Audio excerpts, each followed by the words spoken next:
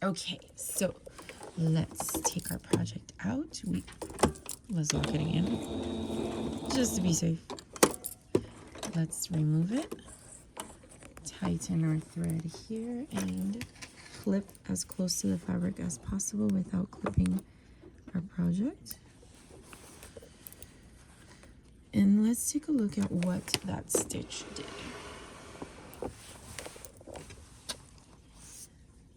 Now, because the thread is black, we can't really see it on this side, but you can see it here. So this extra line of stitching will make sure, oh, we have a loose thread here. It will ensure that our straps are not going to give enough to rip out. We went all the way around. All the way around here, you can see I got off the road a little bit there. It's curved. But with all of the colors on here, no one's going to notice. Anyone looking that closely at the bag, why are you looking that closely at my bag when it's on my shoulder? Okay, let's keep going all the way around. We double stitched, we back stitched at our side seams, at our straps, beginning and ending of our straps. And you can see the back stitch in the design right here. Okay, all the way around. So technically we are finished with our bag. This is one side of our bag. Let's zoom out so that you can get a better view. Technically we are finished with our bag, but this is the inside. We can turn it around and it'll be a totally different bag. 2 in 1. Now we could stop here if we don't want to stitch anymore, but because it is lined and the other piece of fabric is going to move around a little bit when I throw it in the wash, I'm going to go through, I'm gonna iron it, I'm gonna press it again, and then I'm gonna go through and I'm gonna stitch straight down on my side seams. That way when I throw this in the washing machine and the dryer, when I get it out of the dryer, I'm not gonna have to tuck it in because it's gonna come out of the dryer like this. So I'm gonna go through and press it, and then I'm gonna match up my seams so that once I wash it, it's not going to separate like this. Otherwise, every time I wash it, I'm going to have to tuck it back in and make sure everything matches up correctly, all the edges and all my corners. So I'm going to add 1 row of stitching on each of my side seams. And that should be enough to keep it from bunching like this when I'm finished. I could also add a couple of stitches across the bottom just to make sure the bottom doesn't move. But if I get close enough to that edge when I do the side seams, that should be fine and it won't be necessary. We'll be right back. Okay,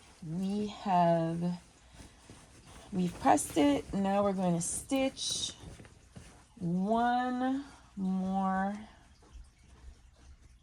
line of stitches on our side seams just to keep the bag from bunching when we throw it in the washing machine. That's one of the really nice things about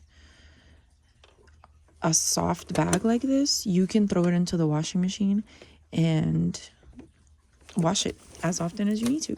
Just don't bleach it, of course, because then you're gonna lose your design. We're going to turn our machine back on so that we can get into the center. So this time we're trying to stay in the middle because we want to stitch on this line. Okay. And there's a notch inside our presser foot. There's a little notch right here. That's the middle. So we're going to try to stay there. Okay. Let's put our needle down. Hold our thread tails so they don't get lost. And we're going to stitch all the way as far into the corner of the bag as we can get with a straight stitch so that our bag doesn't end up bunching whenever we wash it.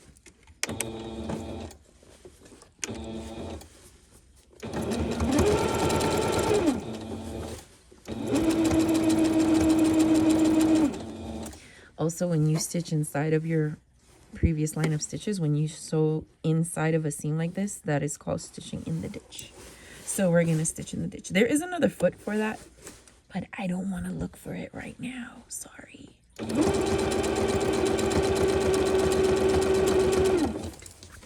we're just gonna stitch and pause and stitch and pause and adjust as needed because I really want to finish.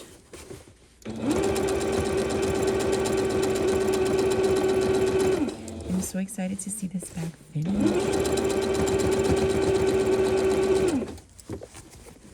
I cannot wait.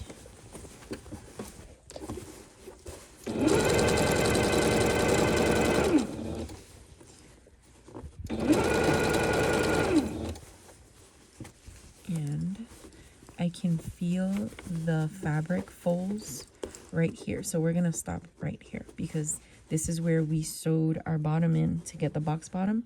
So it starts right here. So we're gonna get as close to that as possible and then we're gonna stop. See, there's one fold, but since we're sewing through both layers, the other fold is on the opposite side.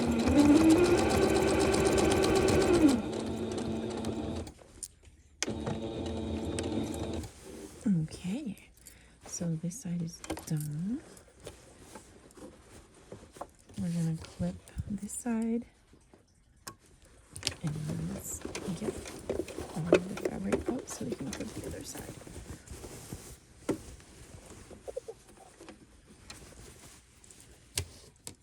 We're almost finished. We're almost finished. And I still have enough thread in my bobbin. The most frustrating thing is running out of thread while you're sewing and you're so excited, and then when you finish and you pull your project out of the machine, you realize you've been sewing with air. So your project has all these little needle marks on it, but it's not stitched together. And you've already removed your pins and taken everything out, so we're gonna go very carefully. Yes, we still have thread. So same thing here. We're gonna start right under that. It feels like a placket now because it's nice and thick. So we're gonna start underneath this row of stitching. We want to stay in the middle because we're gonna try to stitch inside the middle seam again. So this is stitching in the ditch. Okay, we're gonna back stitch because we don't want it coming apart. Even though this seam does not bear weight, it does not hold singular pieces together, we still don't want it to come out. So we're gonna back stitch.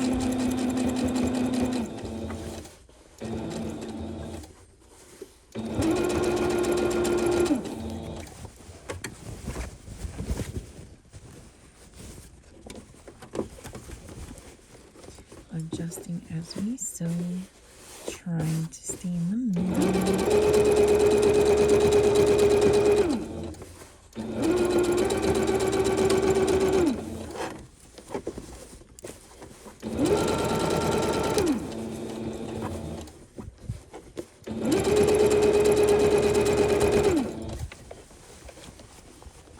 And we're gonna do the same. We're gonna stop right when we get to the layers. We still have about 2-3 inches.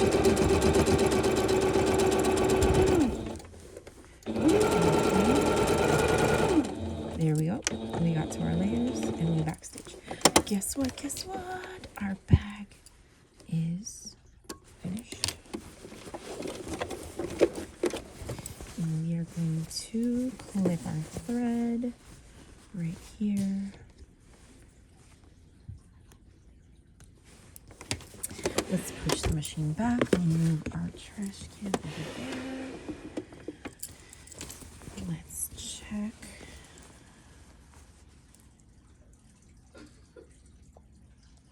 Okay, let's get rid of all the loose threads. Here's one. Here's the other one. Because the fabric is dark in some parts, we can't see our thread. So imagine the same fabric, the same print, but this time we stitched it up in gold or red or green. The thread that we use makes a difference. Imagine with a metallic thread, that would make a different look as well.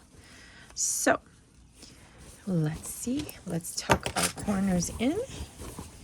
And let's zoom out. We also want to see what we can fit into our bag.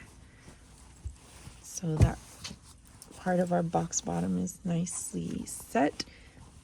Now when we throw this in the washing machine, it's not going to completely come apart. It's not going to separate, and we can very easily place our items inside. Let's zoom out. Here is our finished bag. We have our boxed bottom. Oh no, my bag is bunching right now. Here's a look inside. Nice and neat. No raw edges inside or out. Let's see if we can get a better glimpse of that box bottom. Okay, better. Here we go. Here's the bottom of our bag. Crisp finishes. Now we're gonna flip it over because you know what? Today I started with this color, but after lunch I decided I want a new bag. So we flip it over. Because we stitch the sides, everything falls into place on its own. Look how nice. Oh, look at this. Look at this. Nice and neat. No raw edges. Okay. Nice box bottom. And you know what? I want to see what I can fit into my bag. So, let's try something.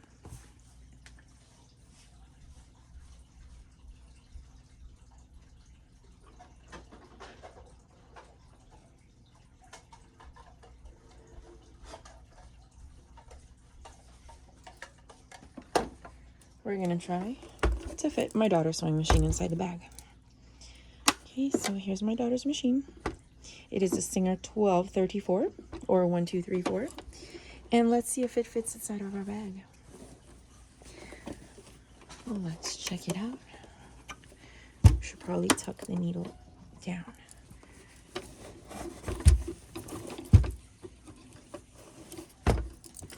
Her pin cushion fits. Her machine fits perfectly into her bag. And we can't sew if we don't have our pedal. So let's wrap her pedal and put it inside and see if it fits too. So this bag was made using 3 fat quarters. The challenge was make something with 3 fat quarters so that my students can do this later. Fabric we have, thread we have, but all the extras that we would need to insulate the bag or pad the bag or give it more structure, we don't have those just yet. So we are going to make this bag at my next class and check it out. Her pedal fits. There we go. Beautiful bag. It can hold her machine. Box bottom. Perfect. So the next time I make this bag, what am I going to do differently? I'm going to make it with interfacing and batting to give it more structure. And I'm also going to add pockets, zippered pocket as well as just slip pocket. But for my class that's coming up, they're going to make it like this because we don't have all the extras right now. Okay, that way my students get to go home with a completed project.